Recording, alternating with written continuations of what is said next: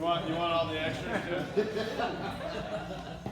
I mean, we can give you all the extras if you want. Next Friday, I'll be like, oh, I never heard of this. I hope not. I really hope not. Okay. You have an announcement. You're going to talk about something. You go. Yeah. I don't know if I believe that, but. Good afternoon, everybody. How are you? Good. Do a couple quick announcements, and Scott's going to give you some info, and then Maddie and I are going to do a little role play based on Norman's comments from a couple Fridays ago about calling on variable annuities. And I've provided each of you with a printed version of the same exact document that you got electronically however long ago we sent that out. And it's on the website, by the way. Scott, take it away. All right, mine's pretty easy. There's a new med sub carrier that's one of the lowest price med subs out there. Most of the clearing software is second or third, right around there. So it's definitely the top 5 companies. It's Southern Guarantee Insurance. Southern Guarantee is underwritten by Aetna, so you can still use the big name with the smaller company Southern Guarantee. But the really cool thing about that is, and John has already sent everybody an application, and hopefully we'll have it on the website here today or tomorrow. But I would head and send you one just so you had one to go write it if you did just-in-time contracting. But every application that you write and place this month, you will get that $100 bonus on every application. So if you write 5 applications, you're gonna get $500. You write one, you get 100. There is no minimum on how many you have to write. It's an extra $100 for every application. The rates are very, very good. ASB has an exclusive contract with the face-to-face selling of this. There's only one other company in the U.S. that has this company, and they only do telesales.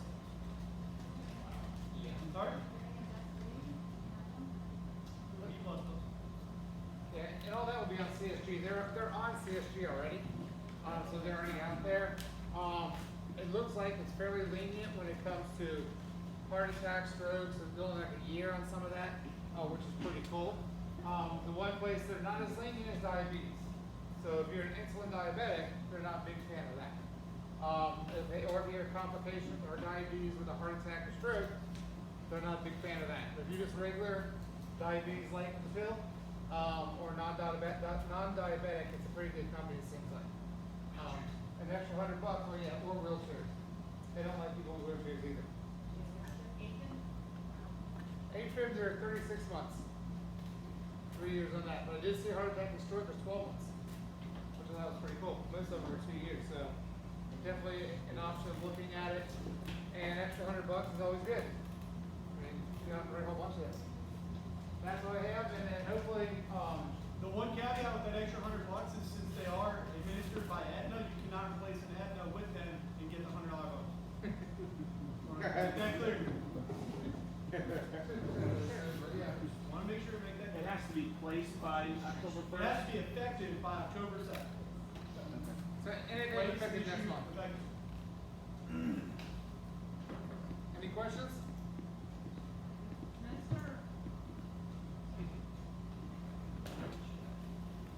Thanks, Scott. All right, Dave.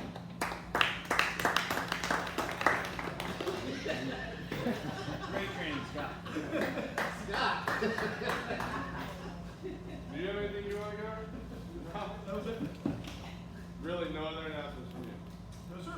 Okay. So, in all fairness to those of you guys, this is a short week. You obviously, hopefully enjoyed your Labor Days yesterday. If you feel well versed in making phone calls about variable annuities or any annuities of the such, I am not offended if you want to use your time in other fashions. I know some of you are very good at this. Others of you might want a refresher. So, if you are going to take an exit, I'm giving you a free pass. Well, please do it now. If not, we're going to get going. Can I ask an important question? Go ahead. Does anybody have tickets for the Georgia game at Columbia this weekend? I know it's enemy territory, but I just wanted to know. All right? I have to go dogs on that. I guess that's a no. All right, so Matt, you can be the home office from there. You're allowed to go. Let me do this. Okay. So hopefully you guys are pretty well versed and feel pretty confident when you're making phone calls to insurance companies, right? When you're calling on life insurance policies, you're asking about cash values, you're asking about outstanding loans. You kind of feel like you know all the questions to ask, right?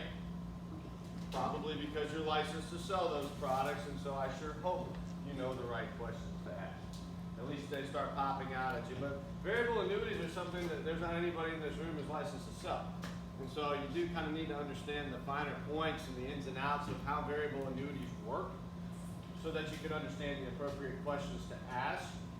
Again, this is a securities product, so I don't want you guys to go into doing an awful lot of advising on these variable annuities. But I promise you, if you do exactly what we coach you guys to do when we're calling on life insurance companies, and you do it on speakerphone, and you read these questions, and they answer them on speakerphone, your clients are going to be like, what the is going on?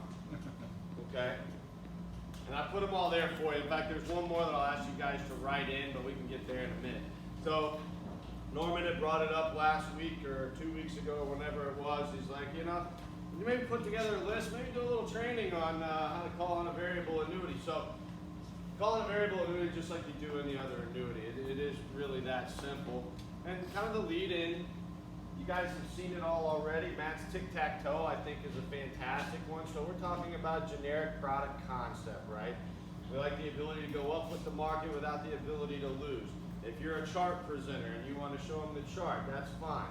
Okay, well, Mr. and Mrs. Jones, before we get into too much more of the specifics about your account, what I really recommend we do is let's get on the phone with the company. Let's make sure that we know exactly what we're talking about, right? Same conversation when you're calling on your life policies or anything else, right? There's nothing crazy about that. So we should understand the questions asked, okay? So Matt's going to be my home office. I'm going to be agent, okay? Tell me what variable annuity company you're with, Matt. Who'd you sign up a W-2 for? Jackson National. Okay, having fun. All right, so Matt's going to be Jackson National. Well, Mr. and Mrs. Jones, before we make the phone calls, just a couple of things I want to tell you. First of all, there's going to be a lot of fees on your account that you're probably not aware you're paying, okay? There are going to be a lot of additional bells and whistles that this specific carrier likes to add in to their accounts and offer that to you as safety. And so really what our job is to find out exactly what you're paying for all of this safety that you're getting and make sure that it's the right fit for you. Because if it is, that's great. But if it's not, we certainly want to at least know what you're working with. Is that fair? Now, do you find anybody that's going to argue with you about finding out what they're paying for? Because you're trying to go ahead and take care of the pushbacks up front, right? You don't want people to say, no, I don't want you to call the company, or no, why would we want to do that? It does happen every blue moon, but typically not very often, right? So go ahead and lay it out there on the front. This is for your edification, Mr. and Mrs. Jones. We just want you to be smarter about the program that you've got, okay? And so if it's okay with you, Mr. and Mrs. Jones, what I'm going to do is I'm going to call them. I'm going to put them on speakerphone. And I go ahead and set this up ahead of time. I let them know exactly how the call is going to go. So I'm going to go ahead, we're going to call them. I'll kind of set the stage. They're going to want to speak to you. They're going to verify your information, and they're going to ask permission from you to speak to me openly on your account. As long as you say yes, I'll take it from there. Okay, that's fair enough, Dave. Okay, good deal. So if you got your statement, let's pull that out. Okay, here's the number. Oh, you don't have a statement? Don't worry, I'll pull it up. You guys know how to find the number for Jackson National? Pretty easy, but I'm just making sure. Jackson National variable annuity customer service phone number. Enter. It's just that easy, okay? All right, so Matt, you're up. Press 1 for Spanish. This is Jackson National. This is Matthew. How can I help you? Hi, Matthew. My name's Dave Armbruster. I'm an investment advisor. With me are Mr. and Mrs. Smith. They're going to be your contract holders. Basically want to do a quick overview with you today. Just had some generic questions. They are right here with me on speakerphone. Dan, what's your relation to the client? I have no relationship to this contract. I'm an advisor for the Smiths. Okay. Like I said, you're on speakerphone so they can hear you. I know you're going to want to head and verify their information. Okay, Mr. and Mrs. Smith, you've now been verified. Sweet.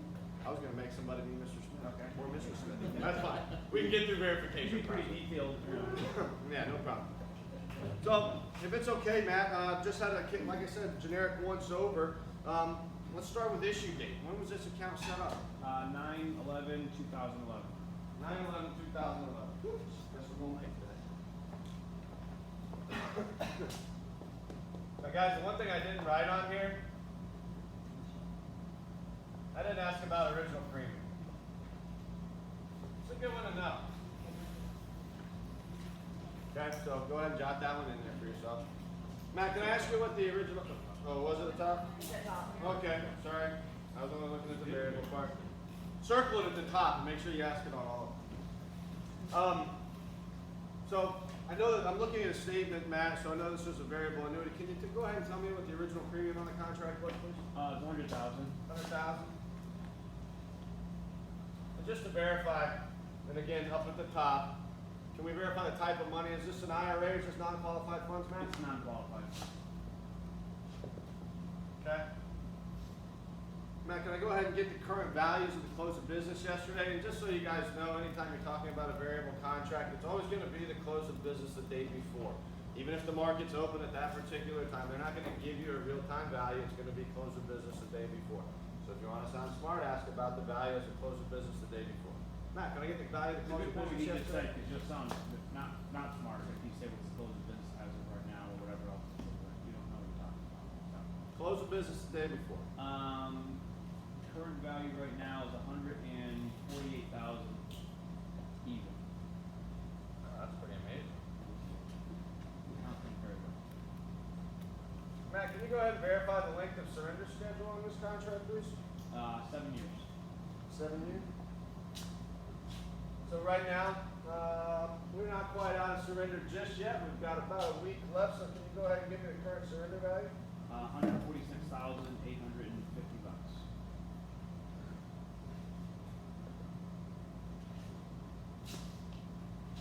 Now Matt, let's jump into the fee structure of the contract a little bit. Can you go ahead and tell me about the M&E, please? Yeah, it's 85 basis points.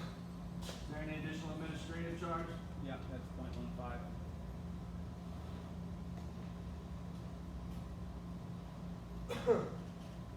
What about sub-accounts on this contract, Matt? I know industry average is around 1%. Is that about where you guys are? That's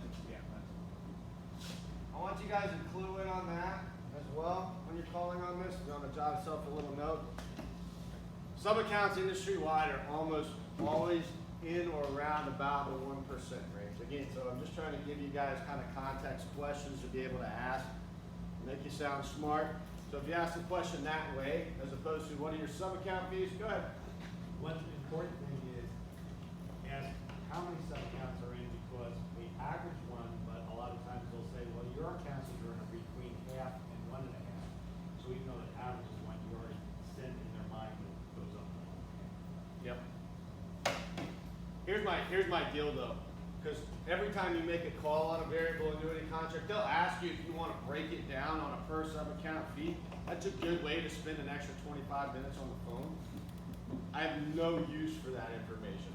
I'm not there to break down their sub-accounts or grade the effectiveness of the investment choices that they have. I'm there to show them that they're paying fees that they don't realize. If all I get's a 1% number and I can work with that, I'm good.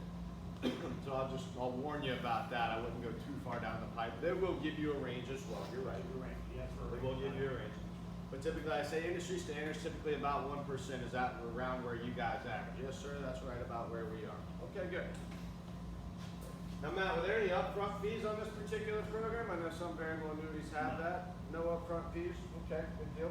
Now, I see some riders on the statement. Can you go ahead and give me the fees on any riders that they might have? Yeah, they actually have two. One's the living income benefit rider. That's 1.2%.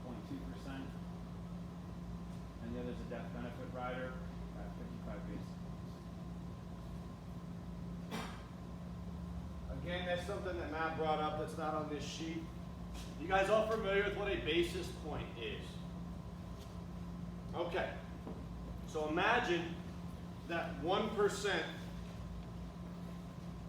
equals 100 basis points. Okay?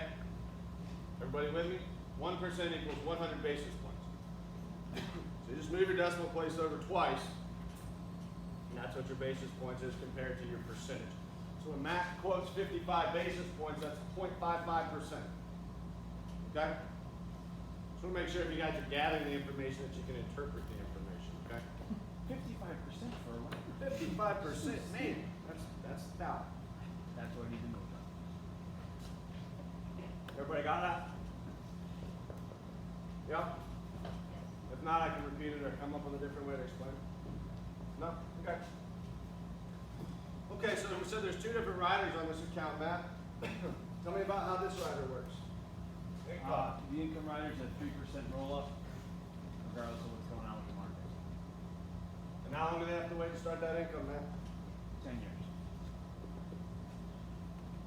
Do we have any idea what the payout rate's gonna be when they choose to start that income? Should they choose to start that income?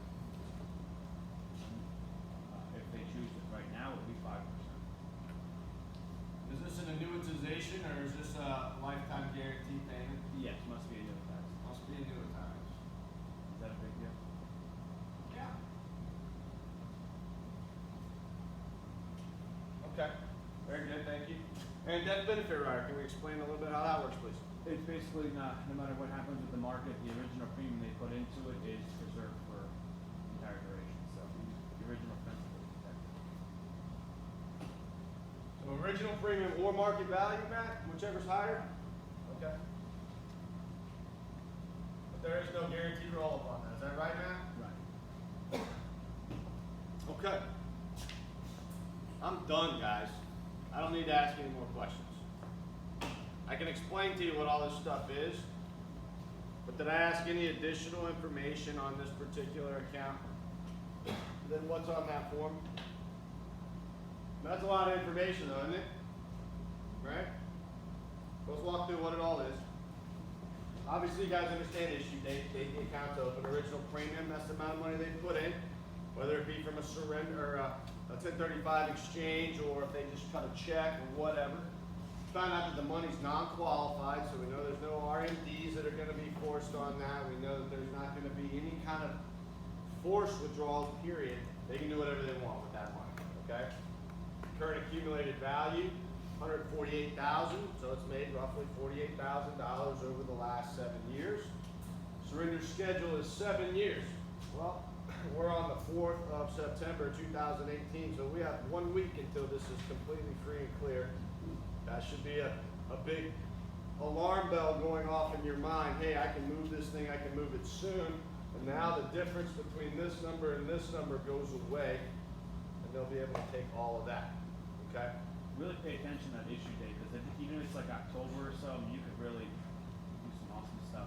No, the issue dates are extraordinarily important. You guys know as well as I do, hopefully, that we know that those surrender charges are gonna keep dropping, and if you wait an extra 2 weeks to move money as opposed to moving it right now, you're gonna have a much, much happier client. Specifically, if you point out that you saw that and are planning on doing that, and that's gonna ultimately save them and or make them money, right? Everybody wants to make money. But we found out it was a 7-year surrender. We realized very shortly that that's gonna be gone. That's our current surrender value. So just in that example right there, we're gonna save them $1,150 by waiting a week, right? It's pretty sweet. M&E. Let's go here. This one you guys probably aren't super familiar with. M&E stands for mortality and expense, okay? This is basically a fee that pretty much every variable annuity carrier puts on their contracts. And it shows up almost nowhere. It's not gonna show up on a statement. You're gonna have to dig deep in the contract to find it if you wanna actually find it in the contract document. But it's on almost every single variable annuity out there. It's basically, huh? Why do they hide it? Would you wanna tell somebody that they had to pay 0.85% just cause? But I'm not telling you I'm a fan of it. I'm just telling you what it is. It just doesn't seem legal. You know, it doesn't thank seem, you. it Legal. just doesn't seem right.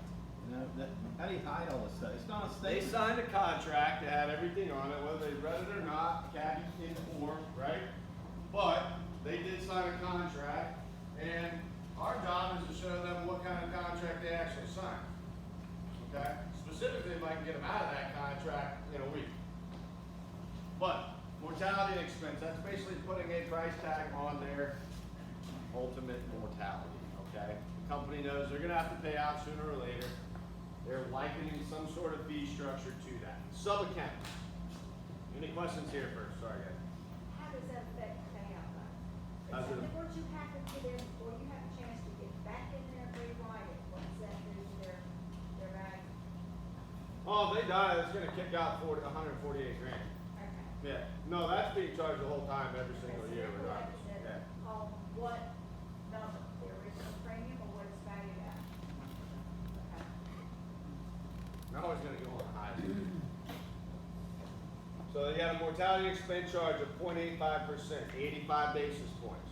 You got an administrative fee of 0.15%. That's so that they can pay the people in their home office, right? Nobody really administering anything on this contract, but they're gonna charge you for it. Alright? Sub-accounts. Just so you guys know, not that the information is horribly useful, but it again will help make you smarter. Variable annuities and mutual funds are regulated by the exact same set of laws. Okay? Mutual fund is called an open-ended fund. Variable annuities called a closed-ended fund. The sub-accounts are the mutual funds inside that variable annuity. Those are the individual pockets. We have different indexing strategies in our fixed index annuities. Variable annuities have sub-accounts. So when you hear me say sub-accounts, I'm talking about the investments themselves. So not only does the contract have a fee, there's administrative fee on that contract, then they're gonna make you pay for the investments as well. Okay? In mutual funds, it's called an expense ratio. In variable annuities, it's called a sub-account fee. It's the same thing. Right? We know about riders already, right? Because we like income riders, yeah? We like riders that have long-term care values and all those kind of nice things. So this is where variable annuity salespeople or variable annuity companies try to sell the safety of a product that's not safe. Because how many times have you guys sat down, or maybe you've seen somebody else sit down in front of a client that had a variable annuity contract, and we explained to them how a fixed index annuity works, and they said, oh, that's what I have. That's what I have. No, it's not. Your rider might sound similar to what ours does, but the way these guys are selling it is that they're telling people that they guarantee that they will at least get back their principal investment. They just forgot to mention that it would require death in order for that to happen. Or they'll at least get back their original investment plus 3% if we take it as an income stream, which we also kind of forget to tell people. Oh, and by the way, this one must be annuitized. Okay? You guys all know what that means? I'm going to explain it to you anyway to make sure you know what that means. So you know our income riders, we flip the switch, we turn income on our fixed index annuities. That's a revocable choice, right? We get the ability to stop and start it if we want to. That means that our lump sum investment's still going to continue making money even while we're taking income. It also means that our death benefit that's going to be based on the lump sum still has the ability to grow while we take that income, right? We know all those things are possible using the products that you and I like to work with, right? So if we have to annuitize a contract, annuitization is an irrevocable decision. Once you do it, you cannot undo it.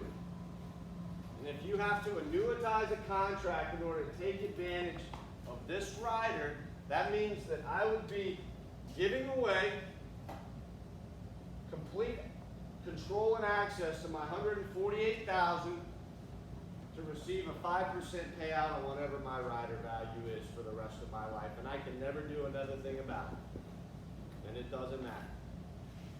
Now, how many people do you guys know that you sit down and talk to every single day that would voluntarily relinquish control of $148,000 just to get an income stream?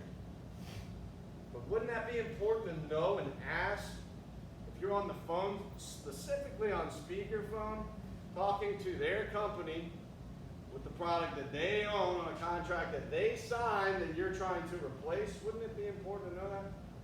Because can you see anybody thinking that was a good idea? No? I'm just trying to make it just abundantly and painfully clear how These things will unsell themselves if you know what you're looking at and what to ask. Okay? Any questions on that? No? Okay. Now we have a death benefit rider fee as well. Now this is fantastic. I love this rider. It's the biggest hunk of trash I've ever seen. They'll get back their original $100,000 or the market, whichever's better. And I'm gonna pay 0.5% on 148 grand to do that? That seem right? Well, guess what? Our clients get at least their premium back. Why? Because they can never go backwards, right? Or their market value, right? Which is almost always going to be higher once they've been pulling a bunch of money out of the thing. And how much do we charge them for that? Nothing. Or we could pay 0.5 point on 148 grand. It's your choice, Mr. and Mrs. Jones. Right? Pretty straightforward. Okay, so let's take a look though. Let's just add them all up. I'm not going to try to do math in my head. We all had a long weekend. Huh? 3.75. We already added it up. All right, thanks very much. So our total cost is 375 basis points. Just to own this piece of trash. Right? Do you see anybody wanting to hold on to that for much longer than about another week? No? You think you could roll out the idea of a fixed index annuity and at least get yourself a go back, if not an app, just by making this phone call? Right? Did you calculate the dollar figure on what that equates to? What? 5,500. Huh? 5,500. That's what I was going to do next, but since you guys are over there diligently calculating. This is also a very powerful thing to do when you're sitting in front of folks. Percentages are easy to be like, oh, okay, no big deal. Turn it into a dollar figure. Just multiply that 148 by 3 3/4. Spit this figure out. Mr. and Mrs. Jones, you're paying $5,500 a year to own this product. Dave, Yo. question. Okay, I did all that. They tell me they want to think about it, they want me to come back in 2 weeks. What's to stop them from, I leave, they get on the phone with their broker, say, you sold me this piece of crap. I want to fix that index annuity. This guy was just here because your company offered. They don't. Not a lot. I mean, that is the world we live in, brother. Is that because it's through life insurance and they're not a life insurance company? Is that? Those guys that are writing VAs don't write fixed index annuities. I've heard rumors that some of our competition has shifted and maybe gotten smarter and started writing fixed index annuities. I'm gonna be honest with you guys, variable annuities pay a lot higher commissions than fixed index annuities do. So just in my, No, so just in my experience, the guys that might have access to both tend to lean in the direction of the variable annuity anyway. Norman, what I would rather hear you do is if they want to think about it. So far, as far as I know, all you've presented is an idea, right? You haven't given them any product specifics, you haven't come up with any strategies or anything like that. So why don't you do the takeaway a little bit on that? If you feel like they're going to push back and they're going to give you that, I want to think about it. Say, all right, Mr. and Mrs. Jones, you know, and you've done a good job fact finding. You understand that they're either looking for income or growth or safety or whatever. Say, I want to do my homework. I want to come back and see you next week, this time, this day. And I'm going to bring with me some ideas so we can go over them together. Okay, at least that gives you a second shot and you can actually put illustrations in front of them. Oh, and if this just happens to be your scenario, they'll be out of surrender by the time you come back. Then they don't have, if they don't have any information to actually give that broker, then that phone call is not really gonna hurt you very much. You understand what I mean? Yeah. But we're not gonna win them all, we know that. Right. There's gonna be, and we've lost deals to people whose brokers have basically lied to them and told them that they were gonna get them into that and still put them back into a variable annuity. It is what it is. We tend to operate on a higher level of morals and ethics, and I'm not gonna stoop below that, but unfortunately I can't help it when those guys do. You just come back swinging a big stick if that does happen. Right. You know? I didn't ask all the questions on here, guys. I was just kind of cutting it short, and my throat kept drying out on me. So Can I ask you what you were saying there too? yeah. One thing too, that Dave's obviously doing this sarcastically in the house and he's kind of making faces at us and everything, but just realize as well that these people made this decision together and you really don't want to be rude to them. So don't make those faces, don't be condescending, because they made 48 grand in 7 years, which is awesome. That's why I chose that awful date. But I mean, the market's done really well. That's why you tell them, like, listen, it's not your fault. The market has gone gangbusters. You're in the casino. You got cash coming out of the pockets. If you ever consider leaving the broker world like you have right now, now's the time to do it. If we can eliminate that 3.75, go from the red line to the green line, your broker doesn't offer this. And if he knew this ahead of time, then shame on him for not showing it to you. So that's actually the correlation I use. That you got two workers outside doing landscaping, and one guy comes to you and he's taking a nap under the tree, and then you poke him and be like, hey, get to work. That guy's out working you. Oh, okay, well, I'll work harder. No, you should have been working hard to begin with. Use those on the front end, but don't hurt their feelings. They made this decision and say, you guys have actually done really well. Do you have any idea that you're sitting at a blackjack table with 150 grand, and at any given time, that blackjack dealer said, I'm making money regardless. The MGM Grand is making money regardless. It's up to you to say, I'm going to take my money out and I'm not going to ask my blackjack dealer's permission to do it. So, that makes sense. That is a very valid point. We try very hard not to trash our client's previous decisions. Simply show them what they're. But you're separating yourself from what they do as well and say they should have done that from, off the rip. But the one thing that I didn't ask here, guys, in this particular scenario that is on your sheet that I would really encourage you to ask is if they had taken any withdrawals, okay? Because seeing this and seeing this is all fine and dandy. There's plenty of times where these numbers are reversed and the account value is underneath the actual premium. So asking what kind of withdrawals have been taken at least allows you to know exactly what sort of market performance has actually taken place. You don't need to go calculating rates of return or anything like that, but it's very helpful to have the information. Well, your account's started here, it's worth this now, you've taken this much out, you just kind of lay in the field, okay? Norman, do you feel more armed and ready? Oh, yeah. Not good. One more thing about surrender value versus account value. Even if it's not in the surrender charge period, they've had it for past that duration, there may be less than the original amount because those prorated sub-account fees, the prorated fees too. In case you're wondering why there's a difference between account value and surrender value. Yeah, a lot of those companies are gonna charge you the annualized fee, prorated either monthly or daily or whatever, even if they're moving the money before the year's over. Okay. Sure. Can I go back to, what you said about the dates? Okay. We got lucky here with surrenders getting ready to roll out in another week or so. Suppose if I come in like year 3, year 4, somewhere around there, where the fees are pretty high. I'm sorry, I didn't hear you. Explain the bonus line. He said, No, I got Norm. Marty was just Sneaking in. So obviously we always have to make decisions on if what we're going to advise on is gonna make sense for our client or not, right? Right. So if I come in and account value is 148, and I'm 3 years into the surrender charge schedule, and my surrender value is 140, okay? Then we have to start looking at what sort of products do we have that are gonna make some variation of improvement here, okay?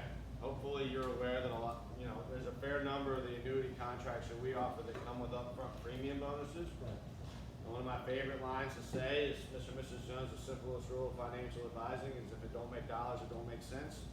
And so if I can find a way to make up the money that it's gonna cost you to get out of this and make you as good or better and put you with something that's gonna make more sense to match up with your ideas and objectives, then that's what I'm gonna aim to do. And so we just have to look and see, can we cover that charge or not?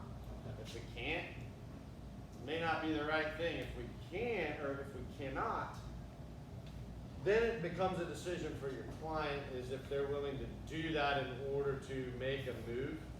I promise you, if they're paying a surrender charge, it will be heavily scrutinized by every single suitability department that we work with. So make sure that it makes sense and that they really are wanting to do that. Doesn't happen very often, but you know, typically most of us in this office, because I look at most every app that rolls out of here, we're covering whatever it's going to cost them to get out, or it's nominal to the point where the client doesn't care. Right? If it costs me $500 and it's going to save me $5,500, I'll pay one more $500, right? If it costs me $5,000 to save $5,500, I might be patient and wait a few more years until I can move more, or something like that. And then if you run across situations like that, there's different ways we can go about doing stuff too. We can always pull penalty-free withdrawals and start funding annuities slowly, so we're kind of staging it out of the market as opposed to all at once. Not the rip the Band-Aid approach, but let's be methodical about this. So if you got stuff like that, just give me a buzz or call Greg Haney. He's good at helping you try to figure out ways around that sort of thing. But there's pretty much pretty much every one of our carriers is not going to allow us to move annuities that are within the first 2 years of their surrender schedule. Okay, so if you run across something that was written last year, even if the client's jumping up and down and hates everything about what they have, nobody's going to let you write it. Okay, so I'm sorry. Put it in your Mac system. Go back and see them in another year or two. Okay. Any more questions? Thanks for your time.